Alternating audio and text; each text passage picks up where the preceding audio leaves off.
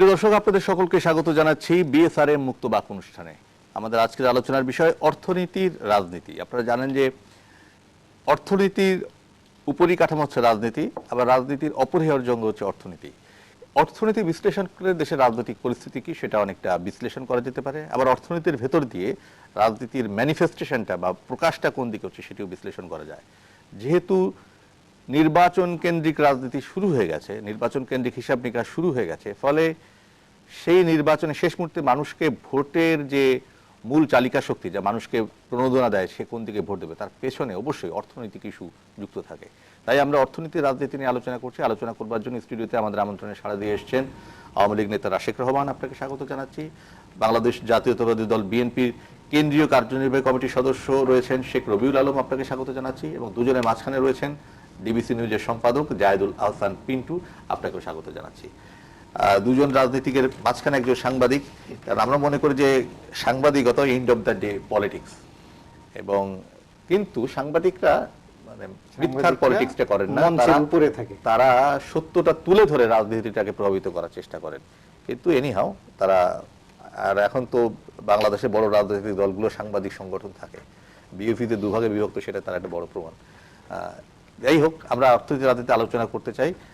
শুরুটা করতে চাই আমি শেখ রবিউল আলম আপনাকে দিয়েই। সেটা হচ্ছে যে যেহেতু বাংলাদেশের বড় রাজনৈতিক দল, দীর্ঘ সময় ক্ষমতার অংশীদার এবং ব্যবসা বাণিজ্য সর্বক্ষেত্রে বিএনপির অবস্থান রয়েছে, তাহলে আপনি কিভাবে মানে দেশের অর্থনৈতিক পরিস্থিতিটাকে কিভাবে দেখছেন?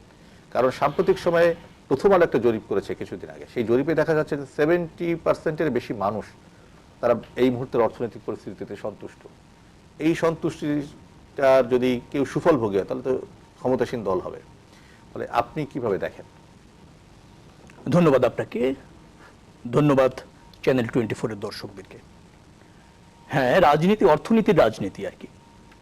তো রাজনীতির মূল কাজটাই হচ্ছে অর্থনীতি ব্যবস্থাপনার একটা অংশ, এবং জনগণের অর্থনৈতিক মুক্তি, সামাজিক মুক্তি, সমৃদ্ধি, এইগুলি ব্যবস্থাপনা করতে গেলে যতগুলি জিনিস ব্যবস্থাপনা করতে হয় তার মধ্যে অর্থনীতি ব্যবস্থাপনাটা সবচেয়ে দক্ষতার সাথে করতে হয়। কারণ অর্থনীতির ব্যবস্থাপনার সাথে রাজনৈতিক দলের বা সরকারের সফলতা নির্ভর করে। প্রথম আলো যে রিপোর্টের কথা আপনি বলেছেন যে 70% মানুষ সরকারের অর্থনৈতিক অগ্রগতি বা সমৃদ্ধিতে সন্তুষ্ট, সরকারেরই আপনি বলযোগ করছেন। কিন্তু এই অর্জনটা বেশ কিছু আছে, সেটা ধারাবাহিকভাবে আসছে। আপনি ধরেন 91 থেকে প্রত্যেকটা সরকারই অর্থনৈতিক অগ্রগতির ক্ষেত্রে একটা ধারাবাহিক সফলতা রেখে আসছে। সরকার যেভাবে অর্থনৈতিক সমৃদ্ধির কথাটা প্রকাশ করছে বা সফলতা হিসাবে দাবি করছে, সেখানে আমার কিছু দ্বিমত রয়েছে। আমরা মনে হয় দুটি জায়গাতে সরকার একটু ভালো করেছে। একটি হচ্ছে তার প্রবৃদ্ধির যে ধারাবাহিকতা, সেটা ঠিক আছে। আরেকটা হচ্ছে দারিদ্র্য বিমোচনের ক্ষেত্রে সরকার এখন মনে হয় দারিদ্র্য বিমোচন, দারিদ্র্য সীমার নিচে জনসংখ্যা প্রায় 22 থেকে 23%, অর্থাৎ একটা সময় সেটা 30-33% ছিল, সেখান থেকে 10-12% নেমে আসছে। এই দুটি জায়গায় বেশ ইতিবাচক। বাকি অনেক জায়গায় কিন্তু অর্থনীতিতে আমাদের অব্যবস্থাপনা রয়েছে। আপনি যদি ব্যাংকিং সেক্টরে যান, যে রাষ্ট্রায়ত্ত ব্যাংকগুলির দিকে আপনি তাকান, সেখানে তারা 15,000 কোটি টাকার মতো মূলধন ঘাটতি তাদের হয়েছে, সরকারের কাছে দাবি করছে 9,000 কোটি টাকা না দিলেই হবে না, এবং এই বাজেট থেকেও সরকার সেখানে 2,000 কোটি টাকা ভর্তুকি দিতে চেয়েছে। আপনি যদি সেন্ট্রাল ব্যাংকে যান, সেখানে রিজার্ভে চুরি হচ্ছে। আপনি যদি সুইস ব্যাংকে যান, দেখবেন যে অর্থ লুটপাট হচ্ছে। এটা কিন্তু ব্যবস্থাপনার একটা দুর্বল দিক। অর্থ আহরণ কি, অর্থ অর্জন করছে তো সরকার কিন্তু কোনো অর্থ অর্জন করে না, উপার্জন করে না। জনগণের অর্জিত অর্থের একটা অংশ সরকার ব্যবস্থাপনা করে। সেই ব্যবস্থাপনার জায়গায় যদি আপনি যান, সেখানে সরকার দারুণভাবে ব্যর্থ হয়েছে। আপনি মালয়েশিয়াতে সেকেন্ড হোমের নামে 5,000 কোটি টাকার উপরে পাচার হয়েছে। অর্থ কিভাবে যাচ্ছে, কারা নিচ্ছে, সেটা কি শুধু এই আমলে? অধিকাংশ এই আমলেই ঘটেছে। আপনি যদি দেখেন, আমি একটা পরিসংখ্যান আপনাকে দিচ্ছি। এপি যে বলছে, Asian Pacific group of money laundering, গত এক দশকে বাংলাদেশ থেকে 4,55,000 কোটি টাকা পাচার হয়েছে। এক দশক মানে হচ্ছে যে আপনি যদি হিসাব করেন এই সরকার এবং তত্ত্বাবধায়ক সরকার আমলটা পাবেন। তো সেখানে বিএনপিও বেঁধে যায়, হয়তো 6 মাস বাদবে। কিন্তু আপনি যদি এই পাচারের হারটা দেখেন, 74,000 কোটি টাকা এক বছরে পাচার হয়েছে, দেখবেন এটা হচ্ছে। এখন যে কারণেই হচ্ছে, অনেকে বলছে যে ওভার ইনভয়েসিং এর কারণে হচ্ছে। যেমন আজকের গত পরশু দিনের একটা প্রথম আলোতে আসছে আমাদের আপনার বলছেন রাজস্ব বোর্ডের চেয়ারম্যান বলছেন যে 4,03,000 কোটি টাকা তারা কি করছেন রপ্তানি আয়ের কিছু কিছু পণ্য 27টি রপ্তানি পণ্য আছে আমাদের যেখানে রপ্তানি করলে আপনার সরকার সেখানে সাবসিডি দেয় এবং নগদ অর্থই সাবসিডি দিচ্ছে। কয়েকটি কোম্পানির কথা তারা বলেছেন যে তারা সাবসিডি নিচ্ছেন কিন্তু একটি রপ্তানি আয়ের অর্থ বাংলাদেশে তারা আনেননি, তারা ওখানেই রেখে দিচ্ছেন, বিদেশে রেখে দিচ্ছেন। সরকার এখানে নির্বাক, সরকার এখানে কিন্তু ইনিশিয়েটিভ নিচ্ছে না, অর্থাৎ এই অব্যবস্থাপনা কিন্তু সরকারের মধ্যে দারুণ ভাবে হচ্ছে। এটা কি সম্ভব? কোন রপ্তানি এটা বলুন? সরকার কিছু কিছু পণ্য রপ্তানির ক্ষেত্রে নগদ সাবসিডি অর্থ দেয়, ক্যাশব্যাক। ক্যাশব্যাক। সেখানে কয়েকটি কোম্পানির কথা বলেছেন যে তারা এই নগদ অর্থ নিচ্ছেন সরকারের কাছ থেকে ওই পণ্য রপ্তানি করে, কিন্তু সেই রপ্তানি পণ্যের যে অর্থ বাংলাদেশে আসার কথা ছিল সেটা বাংলাদেশে আসেনি, বাইরে থেকে গিয়েছে।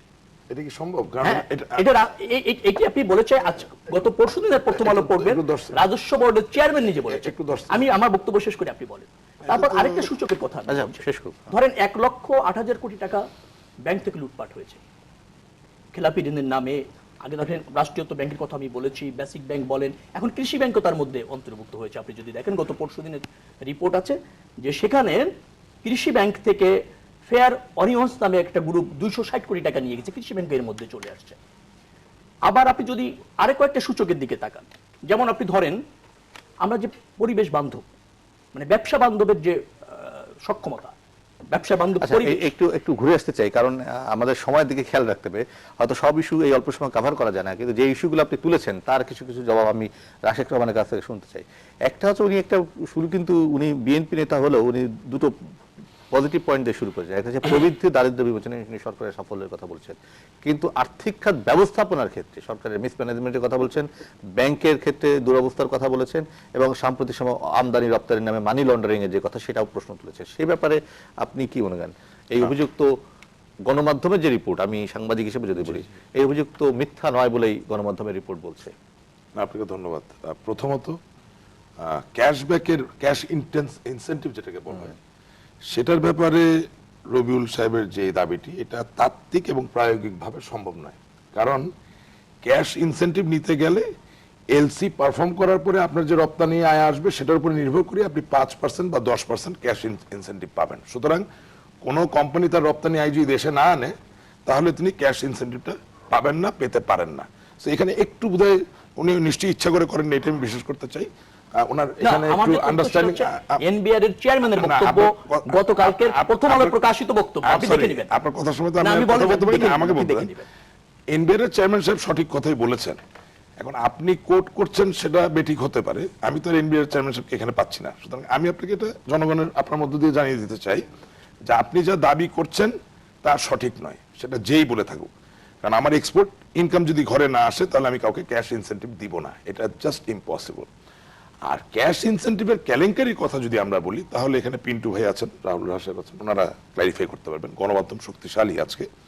আপনি মনে করবেন যে মরহুম সাইফুর রহমান সাহেব যখন অর্থমন্ত্রী ছিলেন 2001 থেকে 2006, তখন ইউর সাথে চিংড়ি রপ্তানি নিয়ে একটা বিরাট বড় কেলেঙ্কারি তৈরি হয়েছিল, এবং সেখানে ক্যাশ ইনসেন্টিভ নিয়েও একটা কেলেঙ্কারি তৈরি হয়েছিল। অর্থাৎ আপনি পাঠাচ্ছেন 500 কেজি কিন্তু বিল করছেন 1000 কেজি।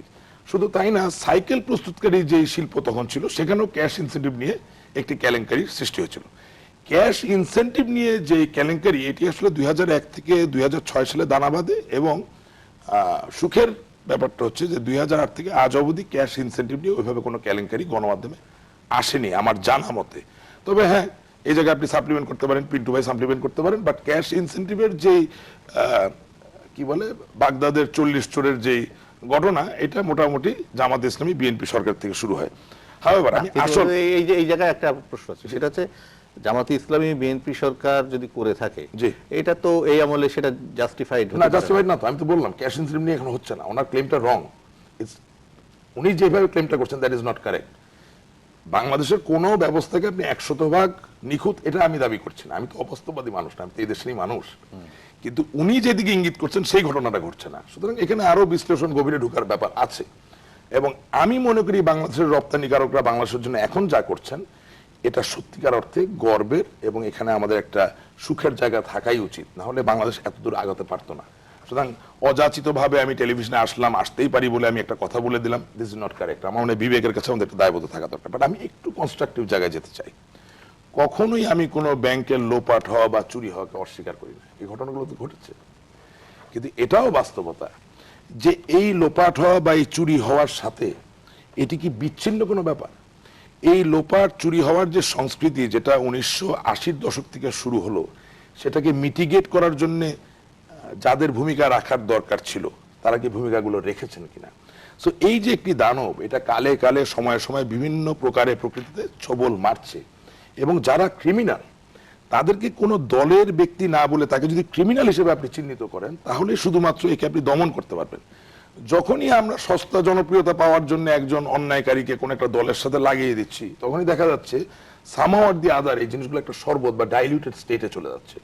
সো আমি মনে প্রাণে সর্বান্তকরণে চাই যে এই যে ঘটনাগুলো ঘটে গেছে এর একটি সুন্দর ইতিহাস। আমি এই জায়গায় আপনাকে একটা প্রশ্ন করতে চাই, সেটা আপনাকে থামিয়ে দিচ্ছি আমি।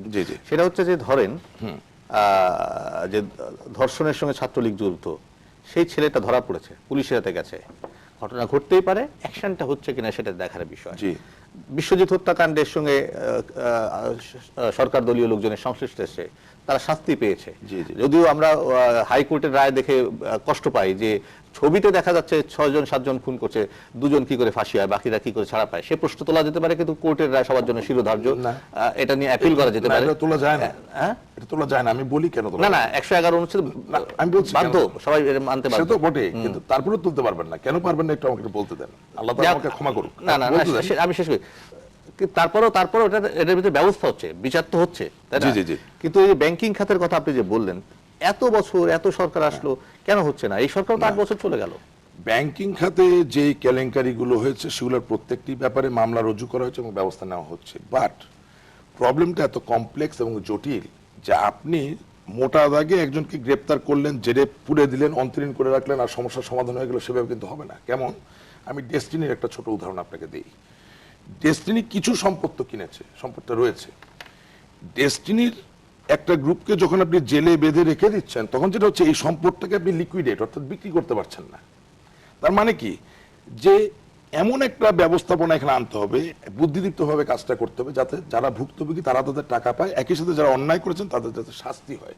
সুতরাং এটা ঠিক দারোগা সাহেব, থানা, জেল, বেল এইভাবে চিন্তা করলে হবে না, এটাকে আরেকটু সংবেদনশীল ভাবে দেখতে হবে। এটা এক। 2 নাম্বার, হাইকোর্টের কথাটা যেটা বললেন, আমি মহান শিশুদের ক্ষমা চেয়ে বলছি, বিশ্বজিতের মৃত্যুর ব্যাপারে আমি সমব্যথী। সমস্যা হয়ে গেছে কি দেখেন, আমাদের দেশের যে আইন 100 বছর আগে করা হয়েছিল, সেখানে পরিষ্কারভাবে বলা আছে, ঠান্ডা মাথায় পূর্ব পরিকল্পিত চিত্তে যদি আপনি হত্যা করেন, তার জন্য আপনি ফাঁসির দণ্ড দিতে পারবেন। কিন্তু যদি সেটা ঠান্ডা মাথায় পূর্ব পরিকল্পিত না হয়, তাছাড়া আপনি ফাঁসি দিতে পারবেন না। হয়তোবা এই আইনটা বিবেচনা করা, জি হয়তোবা ওই কারণটাতে হাইকোর্ট যে জাজমেন্ট দিয়েছে। এখন হচ্ছে কি যে আমাদের দেশের মানুষ স্বাভাবিক, আমরা একটা সময় আমাদের শিক্ষা দীক্ষায় আমরা পিছনে ছিলাম, আস্তে আস্তে আমরা শিক্ষিত হচ্ছি, আরো জ্ঞানী হচ্ছি। এই আন্ডারস্ট্যান্ডিং গুলো, এই বোধগুলো সময়ের সাথেই ঠিক হয়ে যাবে।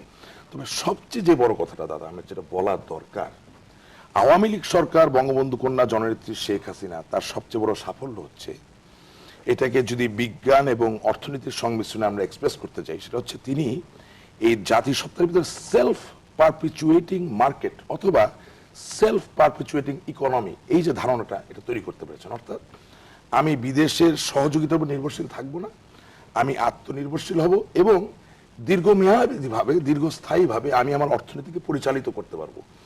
এই যে ধারণাটি বাস্তবে রূপান্তরিত হলো, এখানেই কিন্তু আমাদের সবচেয়ে বড় অর্থনৈতিক সফলতা। দর্শক আছে, হ্যাঁ, একটা লাইন বলে দিই, এত বৃহৎ দেশ, 17 কোটি মানুষ, সমস্যা আছে, সমস্যা থাকবে, ইতিবাচক হতে হবে, আমাদেরকে দেখতে হবে। তলাবিহীন ঝুড়ি থেকে আজকে আমরা $1500 মাথাপিছু আয়ের দেশ। ওয়ালাইকুম আসসালাম। যে আমি খসরু বলছিলাম পিরিজপুরের কাউখালী থেকে। হ্যাঁ বলুন। যে আমার প্রশ্ন হলো, ব্যাংক থেকে হাজার হাজার কোটি টাকা ঋণ দেওয়া হচ্ছে এবং সেই ঋণ দেওয়ার পূর্বে কিন্তু কোনো শর্ত সাপেক্ষে বা কাউকে জিম্মা করে তা মর্গেজ থেকে দেওয়া হচ্ছে। কিন্তু আমার মূল প্রশ্নটা হলো, তারপরও খেলাপি ঋণ থেকে কেন আদায় করা যাচ্ছে না?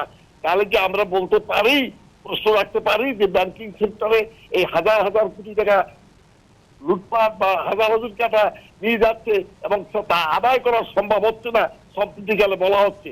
কেন এই বিষয়, এবং এই বিষয়টিকে আপনারা অর্থনৈতিক আমরা ক্ষেত্রে একটা- প্রভাব পড়বে ব্যাংকিং এর সাথে যদি আছি আমি একটু উত্তর দিতে আপনি আপনি এক মিনিটে জবাব দেন, কারণ জাহিদুল হাসান পিন্টুর কাছেও বিরতিতে যাওয়ার আগে। এটার কারণ হচ্ছে যে 1980-র দশকে যখন প্রথম বেসরকারি ব্যাংকের অনুমোদন দেওয়া হলো, তখন এর যে মূলধন কাঠামো ছিল এটা অবৈজ্ঞানিক ছিল। অর্থাৎ একটি ব্যাংক 10 থেকে 12,000 কোটি টাকা রক্ষণাবেক্ষণ করবেন, ব্যবস্থাপনা করবেন আমানতদারদের পক্ষ থেকে, কিন্তু সেই ব্যাংকটি প্রতিষ্ঠিত করার জন্য মূলধন প্রয়োজন ছিল মাত্র 10 কোটি টাকা।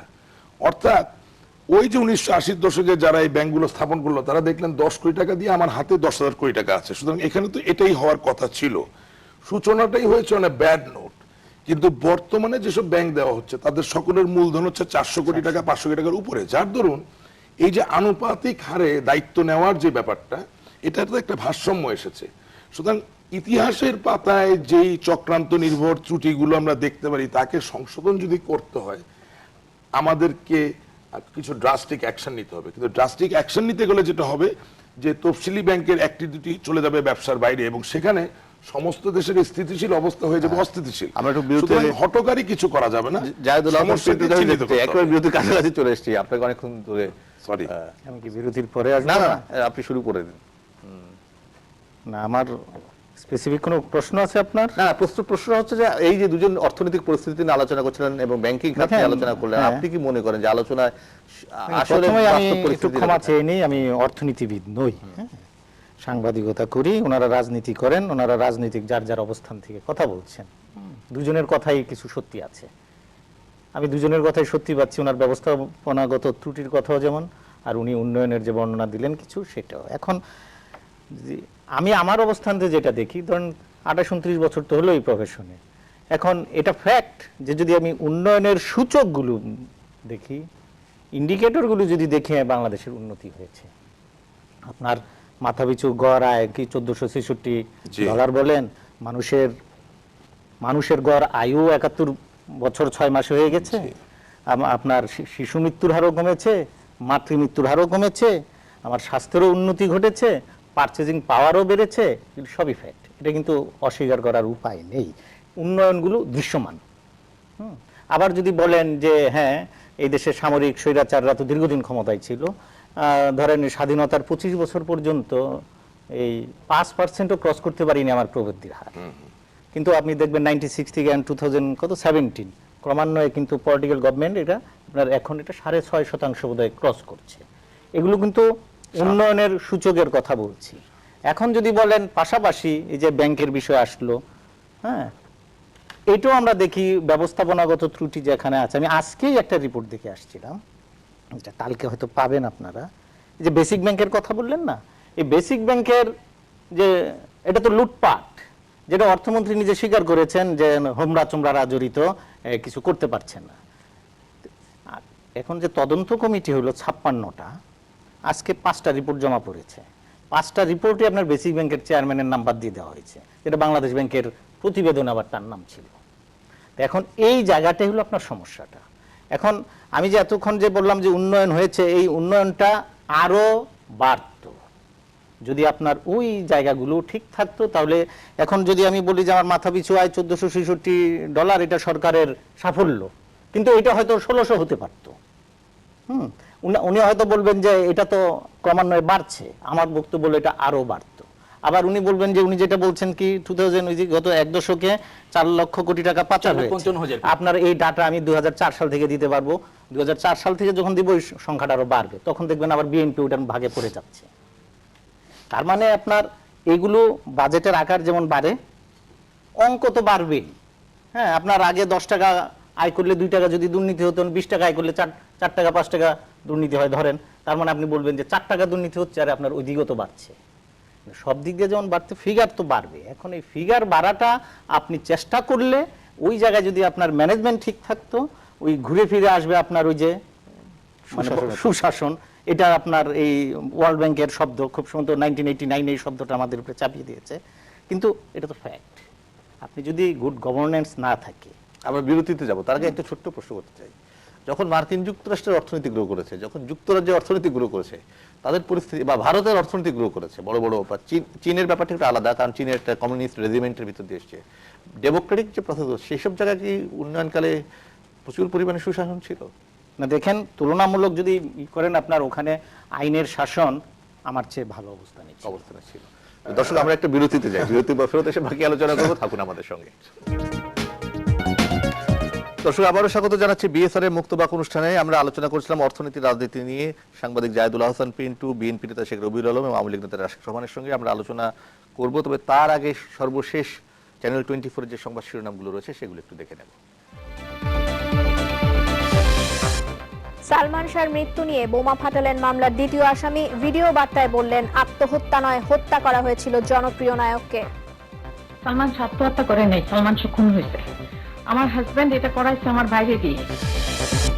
ষোড়শ সংশোধনী বাতিলের রায়ে মন্ত্রিসভায় ক্ষুব্ধ প্রতিক্রিয়া। সরকারের অবস্থান জানাতে বৃহস্পতিবার সংবাদ সম্মেলন। ইলিশ এখন কেবলই বাংলাদেশের, স্বীকৃতি মিলল ভৌগোলিক নির্দেশক পণ্যের।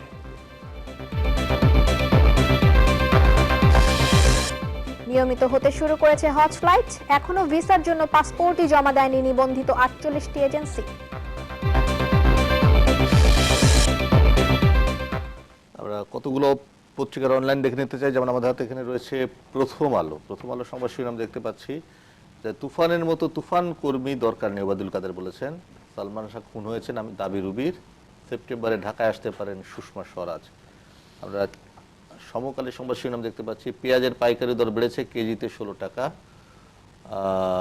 পুলিশের টিয়ার সেলেই সিদ্দিকুরের চোখে জখম। বিডি নিউজ 24.com এর শিরোনাম, সিদ্দিকুরের চোখে টিয়ার শেল পুলিশের অদক্ষতায়। সৌদি আরবের কৌশলগত সামরিক অংশীদার হওয়া যায় শেখ হাসিনা। বিবিসির একটা সংবাদ শিরোনাম দেখে নিন, north Korea warns US over sanctions. এই হচ্ছে মোটামুটি সংবাদ শিরোনাম। একটা সংবাদ শিরোনাম দেখলাম, সেটি হচ্ছে যে ষোড়শ সংশোধনী আজকেও কিন্তু ক্যাবিনেটে আলোচনা হয়েছে। এই বিষয়ে যদি কেউ কোনো মন্তব্য করতে চান। আমাকে বলতেছেন এনিবডি, আপনারা যে কোনো ব্যক্তি এটা নিয়ে, এই যে সংবাদ শিরোনামের ভিতরে কোনো সংবাদ শিরোনাম। ষোড়শ, আমি তো না, আওয়ামী লীগ তো বলছে ধীরে ধীরে সংসদের ঠান্ডা মাথায় বৃহস্পতিবার তারা reaction সংবাদ দিবে। সম্মেলন করে সংসদের জানাবেন। বাইরে বা কোনো জায়গায় আমি তো আর সুপ্রিম কোর্টের রায়কে সমালোচনা করতে পারি না। আমি আমার ব্যক্তি মতামত দিতে পারি, সমালোচনা না করি। আমি মনে করি যে যে কোনো গুরুত্বপূর্ণ সিদ্ধান্তের সাথে জনগণের মনের ইচ্ছার যতটা সম্পৃক্ততা আপনি স্থাপন করতে পারবেন ততই ভালো। ইন দ্য সেন্স যে যেই ব্যক্তি আপনার আমার আর্থসামাজিক জীবনকে প্রভাবিত করতে পারে, তার অপসারণ থাকা না থাকা, সেখানে যে সুযোগ থেকেই যায় যে জনগণের ম্যান্ডেটটাকে একটু সম্পৃক্ত করে দেওয়ার, করলে ভালো। এখন সুপ্রিম কোর্ট তাদেরও একটা বিবেচনা আছে, আমাদের সংসদেরও একটা বিবেচনা আছে। এর জায়গায় একটা মিথস্ক্রিয়া হয়ে নিশ্চয়ই কোনো একটা জায়গায় তো পৌঁছাবে। বাট বেসিক্যালি আমরা যে কারণে রাজনীতি করি, এখন দিনের শেষে নিপতির বিরুদ্ধে অলিভার ক্রমওয়েলের যে সংগ্রাম ছিল গণতন্ত্রকে প্রতিষ্ঠিত করা, সেটা হচ্ছে যে প্রতিটি পদে পদে আপনি যতটা পারবেন জনগণকে সম্পৃক্ত করবেন। এটা যত বেশি হবে তত বেশি আমরা খুশি হব। এর বেশি কিছু বলার বিষয় নাই। ষোড়শ সংশোধনী আমাদের একটা বক্তব্য হচ্ছে যে এরকম যে আমরা সরকারের যে ত্রুটি বিচ্যুতিগুলি বলছিলাম, সরকারের বিভিন্ন বিভাগের মধ্যে যে অসমন্বয় রয়েছে এবং সরকারের বৈধতার ক্ষেত্রে, পার্লামেন্টের কার্যকারিতার ক্ষেত্রে যে অসঙ্গতি রয়েছে, অকার্যকারিতা রয়েছে, সেটার একটা স্পষ্ট নির্দেশনা আদালত থেকে আসছে এবং এটাই এই দেশের জনগণের মনের কথা, ভাবনার কথা, প্রত্যাশার কথা। সেটি আদালত অন্তত এখানে একটা অবজারভেশন দিয়েছে। আর বিচারপতিদের অপসারণের ক্ষেত্রে যেটা আছে, পঞ্চম সংশোধনীর মাধ্যমে শহীদ প্রেসিডেন্ট জিয়াউর রহমান করেছিলেন, আপনারা জানেন, সেটা আদালত এস্টাবলিশড করেছে। অকার্যকর সংসদ, ফাংশন করে না যে ধরনের সংসদ, সেই সংসদের কাছে ষোড়শ বিচারপতিদের অভিশংসনের যে ক্ষমতা, সেটা এদেশের থাকা উচিত না। এটা জনগণের যেমন দাবি, আদালত তাই ব্যক্ত করেছে। এই জায়গায় একটু সাপ্লিমেন্ট করা দরকার বোধহয়। সেটা হচ্ছে যে অবজারভেশন এবং রায়কে ডাইলুট করে ফেলতেছেন। ব্যাপারটা হচ্ছে যে না না, রাশেক আমি একটু বলি, আপনি এই অবজারভেশন গুলো যেটা বলছেন জনগণের কথা, মানে কোর্টের অবজারভেশন সবসময় জনগণের বলে মনে হয় না, সেটা সেই মতামতটা কোর্টের মাধ্যমে বেরিয়ে আসছে, জনগণ সেটাই তো চেয়েছে।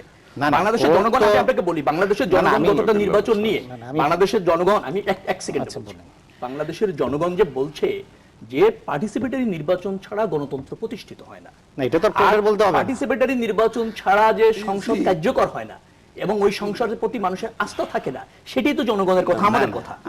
আমি অন্য পয়েন্টের কথা বলতে, দিস ইজ দ্য প্রবলেম। আমাদের পলিটিক্সের প্রবলেম হয়ে গেছে এটা। না না রাশেক, আমারটা শেষ করে নেই।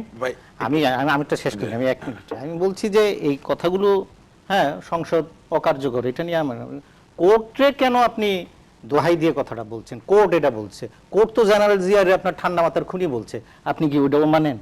কেন? তো কোর্টের এই কথাগুলো যদি মানেন, কোর্টের ওই কথাগুলো তো না আপনার না, মানতে হবে। কোর্টের একটা ব্যক্তি নিয়ে মতামত, এক সামগ্রিক মতামতকে আপনি একভাবে দেখবেন। একটা তাহলে শাসন আপনি- ব্যবস্থা, সেটা তো আপনি বিচার যেহেতু করবেন। রাজনীতি কোর্টে নিয়ে তারা যে judgment ছিল মতামত দায়ের একটা দিয়েছে, মামলায়। শাসন ব্যবস্থা নিয়ে মতামত দিয়েছে, Exactly. আইন বিভাগ, শাসন বিভাগ, বিচার বিভাগ নিয়ে যে মতামত দিয়েছে, এবং এটা তো কোনো ব্যক্তি না, আমাদের এটা তো একটা আদালত- রাষ্ট্রের আমি একটা রাষ্ট্রের বলতেছি, সামগ্রিক একটা বিষয়। সেটা আপনি যেটা বলছেন এটা আমারও কথা, এই পার্লামেন্ট খুব একটা কার্যকর না, এটা আমি অস্বীকার করছি না। আমি বলছি না, not only কোর্টে parliament, এই যে- কথা না, দিয়ে এই- কেন আমার এটা করতে এই- হবে? রাজনীতি নিয়ে একটু বলেছে, supplement করতে হবে, আপনার বিটু ভাই। অন্যান্য ডিপার্টমেন্ট এখানে নিয়ে ব্যাপারটা বলেছে, হচ্ছে রাষ্ট্র আমাদের নিয়ে বলেছে। আমাদের সবচেয়ে বড় সমস্যা হচ্ছে প্রতিটা জিনিসকে আমরা পলিটিসাইজ করার চেষ্টা করব। কোর্ট খুব পরিষ্কারভাবে সামরিক বাহিনীর থেকে এসে মেজর জেনারেল জিয়া রহমানের ক্ষমতা দখল করার ব্যাপারটি পরিষ্কার করে দিয়ে বলেছেন যে this is undemocratic, hitherto unacceptable, এবং তাকে খুব পরিষ্কারভাবে আইডেন্টিফাই করে দিয়েছেন। এটা ব্যক্তি বলে না, একটা প্রতিষ্ঠানকে রক্ষা করার জন্যই এই ভাষ্যটা এসেছে। এখন আপনি এটাকে ব্যক্তি পর্যায়ে নিয়ে যাচ্ছেন এবং যেটা আপনার কাছে ভালো মনে হচ্ছে সেটাকে আপনি বলতেছেন যে এটা জনগণ চেয়েছেন। এটাও কিন্তু আমি মনে করি কোর্টের এগেনস্টে যাওয়া, বিকজ একটা কোর্টকে অ্যাপয়েন্ট করাই হয় এই কারণে যে তিনি তার বিবেচনার প্রয়োগ ঘটে রায় দিবেন। উনি কিন্তু 100 জন লোকের ভিতরে 90 জন লোক কি চাচ্ছেন এটা বিচার বিবেচনা আনবেন না।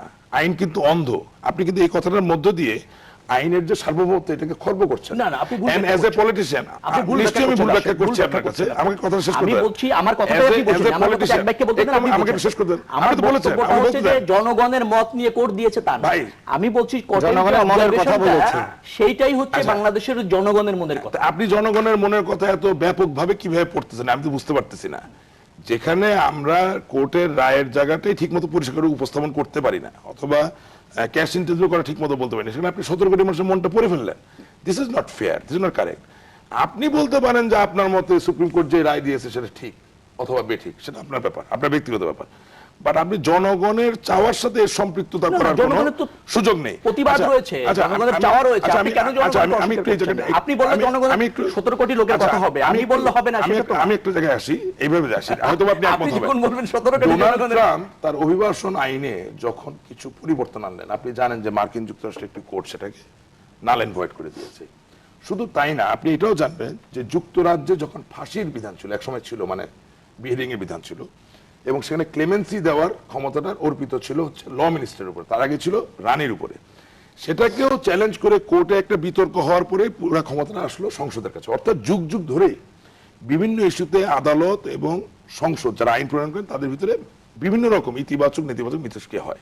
এটাকে আমরা ভালোভাবে দেখব। শেষ পর্যন্ত দেশের আইন প্রণয়নকারী উচ্চতম পর্যায়ে হচ্ছে সংসদ, তারা সিদ্ধান্ত নেবেন কি করবে। সেই প্রেস কনফারেন্স আমি কিছু পাবো। আর আমি অর্থনৈতিক অবস্থানের জায়গায় একটু আসি, এটা মানে অন্যায় হয়ে যাবে। আপনি জানবেন যে জুনিয়র অবস্থা যাওয়ার আগে আমি জাহিদুল ইসলাম আহসান পিটু তার বক্তব্যটা শুনে দিতে চাই। আপনি এই রায় সম্পর্কে আপনি কোনো অবজারভেশনের কথা বলতে চাইছিলেন? না, রায় যেটা- যে রায়ের আমার যদি ব্যক্তিগত অবজারভেশন বলেন, হ্যাঁ, এই সংসদ তুলনামূলকভাবে, যেটা আপনার এই 5ই জানুয়ারির পরের যে সংসদ, এটা ইমিডিয়েট পাস্ট অপোজিশন নাই, সংসদটা এমনি দুর্বল। এটা নিয়ে মানে আমি অন্তত ডিবেটে যাব না কারোর সঙ্গে। হ্যাঁ, যেহেতু এখানে যদি একটা স্ট্রং অপোজিশন থাকতো, হ্যাঁ, আজকে এই যে আপনার সুপ্রিম কোর্ট যে কথা বলার সুযোগ পেলে এই কথাগুলো বলার হয়তো সুযোগ আসতো না। হ্যাঁ, পার্লামেন্টে এইটা হতো।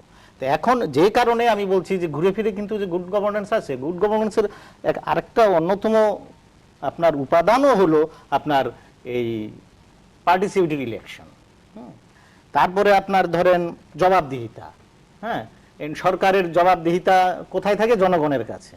এখন জনগণের একটা বড় অংশ ওখানে নেই, এটা দ্বিমত করার কোনো আমি মনে করি সুযোগ নেই। এখন কেন নেই সেটা হয়তো নানান ব্যাখ্যার থেকে আসতে পারে। তো সেই জায়গাটায় কোর্ট একটা সুযোগ পেয়েছে, কারণ গত কোর্টের যদি ধরেন, কোর্ট কি বললো যে এটা সুপ্রিম জুডিশিয়াল কাউন্সিলের কাছেই থাকবে। হ্যাঁ, তো এত বছর আপনার যখন এই যে সুপ্রিম জুডিশিয়াল কাউন্সিল ছিল না, তখনও তো আপনার রাষ্ট্রপতির হাতে ক্ষমতা হ্যাঁ, ছিল। এটা ধরেন 4th অ্যামেন্ডমেন্ট থেকে এটা হয়ে আসছে। যাই হোক, এই সুযোগ আপনার এই জাস্টিস খায়রুল হকের জাজমেন্টেও, এটা 72-এর সংবিধানে যখন ফেরত গেল, এটাও যাওয়ার কথা ছিল। ওনারা তো ওটা 72-এর সংবিধানে ফিরে যান নাই জাস্টিস খায়রুল হকের জাজমেন্টে। তো এখন আদালত নানান হিসাব নিকাশ করে। আদালত আইন কানুন, মানে সুপ্রিম কোর্ট আইন কানুনের উপর ভিত্তি করে জাজমেন্ট দেয়, এটা ভাবার কোনো কারণ নাই। সুপ্রিম কোর্ট এমন একটা কোর্ট যার আপনার চোখ কান খোলা থাকে, পারিপার্শ্বিক অবস্থা সিচুয়েশন সমস্ত কিছু দেখেই তারা আপনার অবজারভেশন। লোয়ার কোর্টই অন্ধ? না, না, লোয়ার কোর্টের না, না, ওটা অন্ধ। ওই আইনের বাইরে লোয়ার কোর্ট যেতে পারবে না, No. কিন্তু সুপ্রিম কোর্টের ক্ষমতা তো অবারিত। হ্যাঁ, না, কিন্তু সুপ্রিম কোর্টকে দিনের শেষে একটা জুরিসপ্রুডেন্স ফলো করতে হয়, যেটার কারণে বলা হয় আইন অন্ধ, অর্থাৎ জুরিসপ্রুডেন্সটাই আপনাকে ঠিক পথে রাখার কথা। এখন সেটা জাজ করার মতো পর্যায়ে আমরা নেই। আমি যেটা বলতে চাই, ওনার সাথে একমত হয়ে বলছি, ইয়েস পার্টিসিপেটরি সংসদ দরকার, কিন্তু এই সংসদকে আপনি সম্পূর্ণভাবে অকার্যকর বললে যেটা হবে যে গত 4 বছরের সব বাজেট হয়ে যাবে নাল এন্ড ভয়েড। গত 4 বছরের না, যত অর্জন অকার্যকর নিয়ে মানে অবৈধ না। হ্যাঁ, ওখানে আসছে অবৈধ বলি। অবৈধ না। না, অকার্যকর তো বটেই, কারণ এটা কার্যক্রমের উপর নির্ভরশীল। আমি একটু আসছি, মানে আংশিকভাবে আপনি হয়তো বলতে পারেন, আই ডোন্ট নো, বাট আমি অকার্যকর বলবো না। আমি বলবো গত 4 বছরের যত আমি অর্জন, সবকটা বলেছি দুর্বল। হ্যাঁ দুর্বল, রাইট, এটার সাথে আমি এগ্রি করি হয়তো, কারণ আমরা চাই যে বিএনপি থাকুক, আমরা কখনো চাইনি। কি কারণে সেটা অন্য জায়গায়। আমার কথা হচ্ছে 4 বছরের যে অর্জন সেটাকে আমরা অস্বীকার করবো না। সংসদ has played a role, not only that. আপনি খেয়াল করবেন এই বাজেটে যখন ভ্যাট নিয়ে তুমুল বিতর্ক, এই সরকার দলীয় সাংসদরাই, জাতীয় পার্টি বিরোধী দলীয় সাংসদরাই কিন্তু আওয়াজ তুলেছেন যে এটাকে প্রত্যাহার করতে হবে। সো ন্যাশনাল নিড বা সংকটের সময় কিন্তু একটা ভয়েস শোনা যায়, বাট হ্যাঁ এটা কাম্য, আমরা বিএনপিকে চাই। আমি যে জায়গায় আছে ফান্ডামেন্টাল কিছু জায়গায় থাকতে চাই। আপনি জানবেন যে জর্জ ডব্লিউ বুশ জুনিয়র তিনি যখন তার শেষ টার্মে রাষ্ট্রপতি ছিলেন, তখন এনরন নামে একটি এনার্জি কোম্পানি, যার $800 মিলিয়ন পেনশন ফান্ড, যেটা ব্যাংকের সাথে পার্টনারশিপে রাখা হয়, সেটা একটা স্ক্যান্ডাল হয়ে গেল। মার্কিন যুক্তরাষ্ট্রের মধ্যে এত শক্ত একটা অর্থনৈতিক নিয়ন্ত্রণের দেশ। এবং এটাও জানবেন যে মার্কিন যুক্তরাষ্ট্রে প্রতি মাসে একটি করে ব্যাংক বন্ধ হয়। প্রতি মাসে, প্রতি বছর না, প্রতি মাসে একটি করে ব্যাংক বন্ধ হয়। কেন হয়? কারণ অর্থনীতির ব্যাপ্তি এত বিশাল এবং তাদের ব্যাংকিং নিয়ন্ত্রণের উপর সরকারের প্রয়োগটা এত শিথিল যে সেখানে এটা হচ্ছে, কিন্তু এটার জন্য দেশ ভেঙে পড়ছে না, এটা উইদিন ম্যানেজেবল সার্কেল। আর আরেকটা বলতে চাই, রবার্ট ম্যাক্সওয়েল নামে একজন ধনকুবের ছিলেন যুক্তরাজ্যে, তার ম্যাক্সওয়েল গ্রুপ আপনার মনে আছে, মিরর পত্রিকার মালিক ছিলেন, বিভিন্ন ফুটবল টিমের মালিক। $1 বিলিয়ন পেনশন ফান্ড, সেটাও ব্যাংকের সাথে পার্টনারশিপেও স্ক্যান্ডাল হয়ে শেষ হয়ে গেল। এই কথাগুলো কেন বলছি? এই $1 বিলিয়ন আজকের বাজারে হচ্ছে $20 বিলিয়ন। এই $800 মিলিয়ন আজকের বাজারে হচ্ছে কমপক্ষে $15 থেকে $16 বিলিয়ন।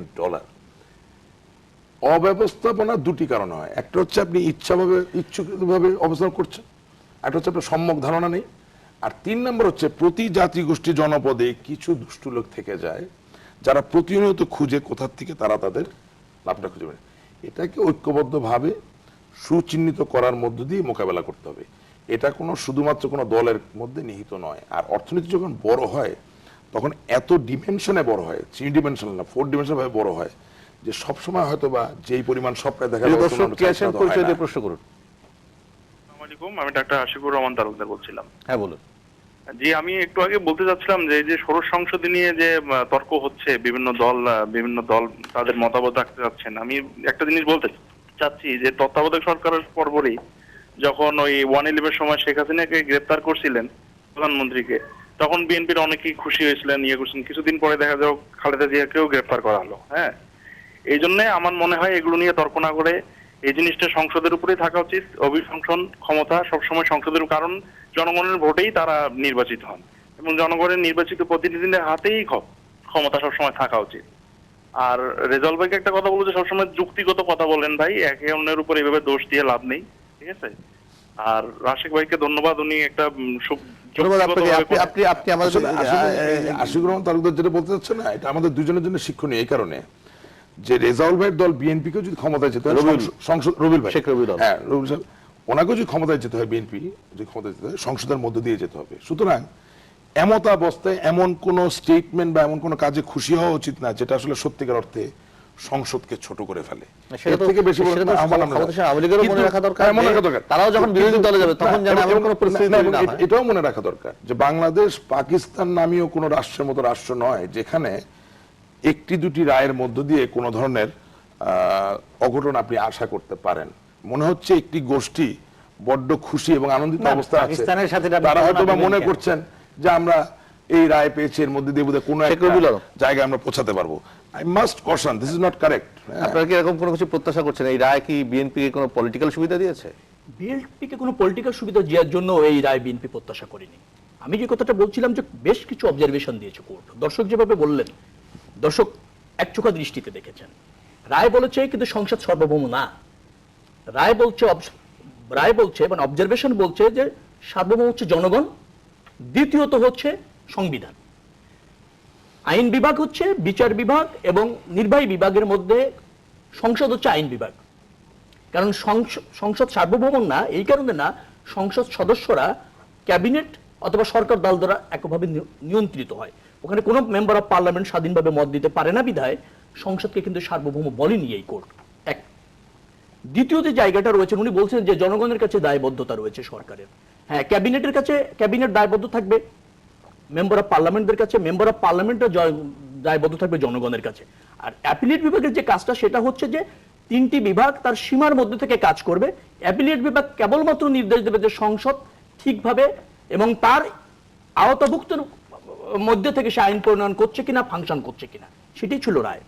আমি অন্য জায়গায় যেতে চাচ্ছি, আলোচনার প্রথম যেখানে ছিলাম, যে রপ্তানির কথা উনি বলেছেন। আপনি জানেন যে রপ্তানি আয় এবার আমাদের প্রবৃদ্ধি হচ্ছে 1.56%, অর্থাৎ রপ্তানি প্রবৃদ্ধি কিন্তু এখন স্থবির।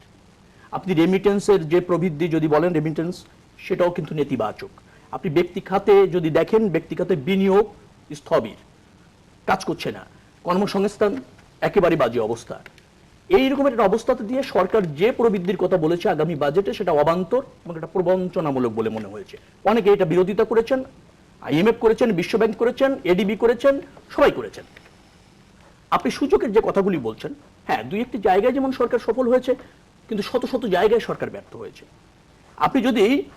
আপনি দক্ষিণ এশিয়ায় ব্যবসা বান্ধব পরিবেশের কথা বলেন, সেখানে আপনার নেপাল এবং ভুটানের চেয়ে আমরা পিছিয়ে আছি, 107তম। আপনি যদি ইসের কথা বলেন, আপনি দুর্নীতির কথা বলেন, আমরা শুধু আফগানিস্তান মনে আমাদের পিছনে সাউথ এশিয়ায়। তো আমাদের দুর্নীতি কিন্তু আমরা বন্ধ করতে পারিনি, আমাদের সূচক বেড়েই চলেছে, দুর্নীতিতে আমরা ক্রমাগতভাবে নিয়ন্ত্রণ করতে পারছি না। আপনি যদি ইসের কথা বলেন, যেটাকে বলে প্রতিযোগিতার সক্ষমতা, সেটাও তো আমরা কিন্তু নেপাল এবং ভুটানের চেয়ে পিছিয়ে আছি।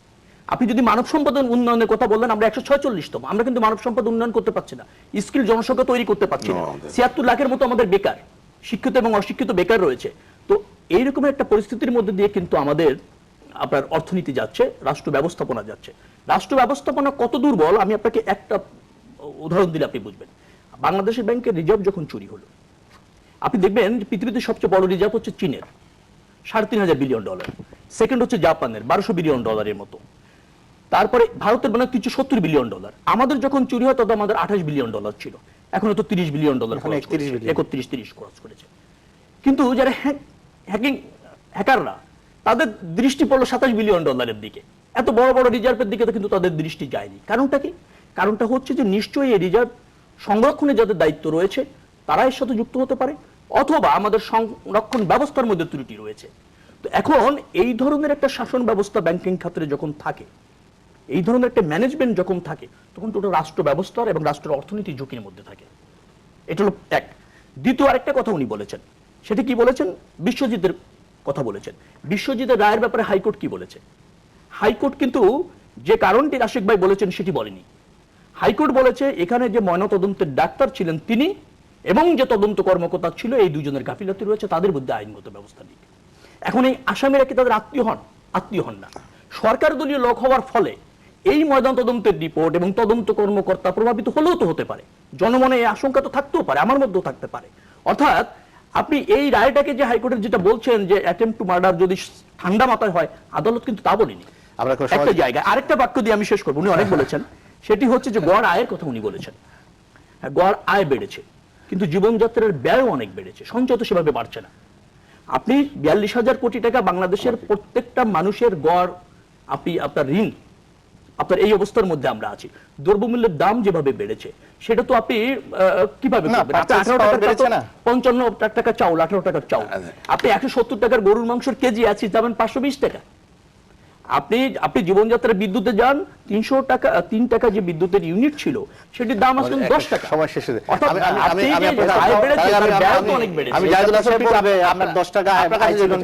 কর্মসংস্থান এবং সঞ্চয়, কারণ মানুষের কর্মসংস্থান একটা ব্যাপার, পারচেজ পাওয়ার এবং সঞ্চয়, এই সম্পর্কে আপনার কি অভিমত? না, আমি তো জানি যে সঞ্চয় বেড়েছে মানুষের, কিন্তু সঞ্চয় বাড়ারও একটা নেতিবাচক দিকও আছে। সঞ্চয় কেন বাড়ছে? মানে আমি ইনভেস্ট করতে পারছি না, এটাও আবার, কিন্তু সঞ্চয় বেড়েছে। আবার সঞ্চয় বেড়েছে এবং পারচেজ পাওয়ারও বেড়েছে। যেটা আপনি বলবেন যে এই 3 টাকার জিনিস 10 টাকায় খাচ্ছি, আবার 10 টাকার বেতন এখন 20 টাকায় পাচ্ছি, সেটাও ঠিক। কিন্তু সমস্যাটা অন্য জায়গায়। সমস্যাটা হলো যে আমি শুরুতেই যেটা বলছিলাম, এইটাকে হয়তো আমি আরো কমিয়ে আনতে পারতাম যদি সেখানে আমি ওই যে ম্যানেজমেন্টটা আমার ঠিক থাকতো। এই যে মধ্যস্বত্বভোগী যদি আমি কমাতে পারতাম, এই যে আমার ঢাকা শহরের যানজট যদি কমাতে পারতাম, আমার জিডিপিতে হয়তো 1% বেড়ে যেত। কেন পারছি না? এইটা হলো যে টোটকা চিকিৎসা। সরকারের সামনে যে সমস্যাটা আছে, এটা আওয়ামী লীগ সরকারের বলে না, এটা আমাদের সরকারগুলোর এই সমস্যা। যখন যে সমস্যাটা দেখা যায় তখনই সেই সমস্যাটা সমাধানের চেষ্টা করে। 10 বছর পরে যে এই সমস্যাটা আবার কত প্রকট হবে সেই চিন্তা করি না। যেমন ধরেন আজকে একটা শিরোনাম দেখতেন না, 2000 কোটি টাকা পানিতে গেল। এটা কেন গেল? জলাবদ্ধতা দূর করা। হ্যাঁ, টাকাটা তো পানিতেই গেল। আমি তো অনেক বছর ধরে উত্তরে আছি, আমি কোনোদিন পানি দেখি নাই। যত বৃষ্টি হয় এখন তো হাঁটু পানি হয়। এইটা হলো ম্যানেজমেন্টের সমস্যা। বলছি এটা এই ব্যবস্থাপনাটা, এই জায়গায় যদি রাজনৈতিক শক্তি যদি শক্তিশালী হয়, হ্যাঁ, শক্তিশালী আওয়ামী লীগ কিন্তু এর চেয়ে বড় শক্তি আওয়ামী লীগের আর কখনো ছিল না, কিন্তু আওয়ামী লীগের ওই শক্তিটা আমলাতন্ত্রের মধ্যে কার্যকর হচ্ছে না। এটা হচ্ছে কি, প্রথম কথা রবিউল সাহেব বললেন যে 76 লক্ষ লোক আনএমপ্লয়েড। আমি যদি 22 লক্ষ লোক, না, উনি বললেন 76 লক্ষ। 76 লক্ষ লোক বেকার, হ্যাঁ, বেকার, যাদের কোনো স্থায়ী কাজ। 76 লক্ষ। আচ্ছা, উনি মানে ফুল টাইম পার্ট সব ধরে বলতেছেন। যদি এটাই সত্যি হয় তাহলে তো টোটাল পপুলেশনের মাত্র 4% লোক বেকার। মার্কিন যুক্তরাষ্ট্র যান, যুক্তরাজ্যে যান, জাপানে যান, ভারতে যান, যে কোনো দেশে যান, 4%-এর বেশি আনএমপ্লয়মেন্ট। ওই দিক থেকে চিন্তা করলেও তো আপনি সফল।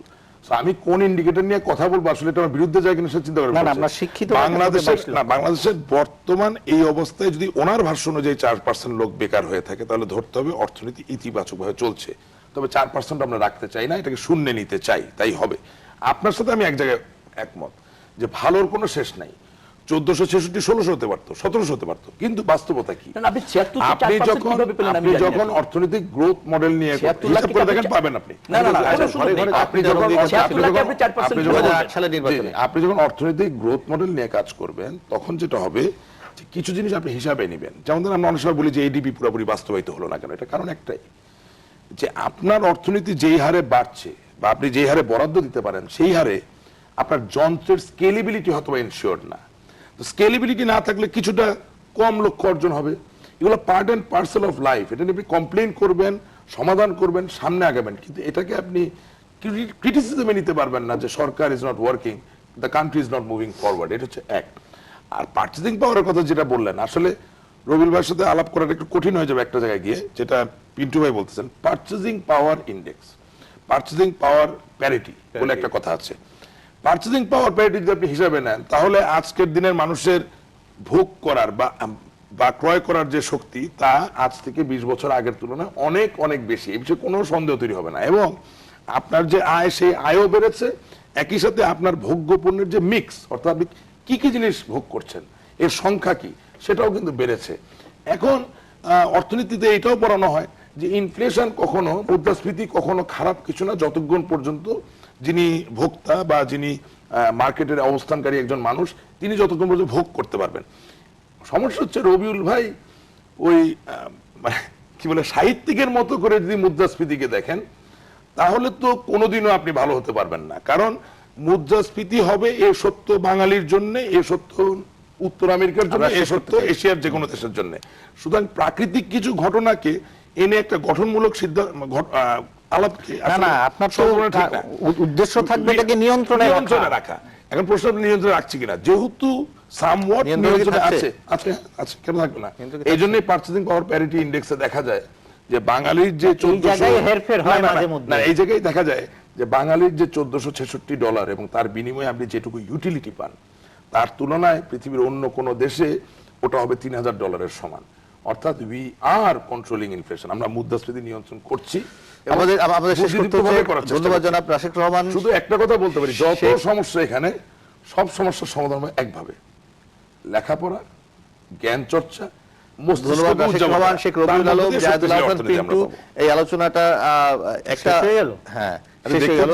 আপনি কোনো শব্দ যোগ করতে চান? না, আমি আবারও জোর দেব আপনার এই যে নির্ভুল ও দক্ষ সরকারি আপনার কার্যকরী শাসন, দুর্নীতির প্রতি কঠোর অবস্থান, যেটা এটা আমাদের শেষ পিছিয়ে কথা। নিচ্ছে। মানে আমি মনে হয় এই বাণী দিয়ে আমরা শেষ করতে অবশ্যই পারি যে দুর্নীতি এবং সুশাসন এটি নিশ্চিত করবার কোনো বিকল্প নেই, এবং দুর্নীতি সুশাসন নিশ্চিত করা তখনই সম্ভব হয় যখন সত্যিকার অর্থে গণতান্ত্রিক মূল্যবোধটা আমরা প্রতিষ্ঠা করতে পারি।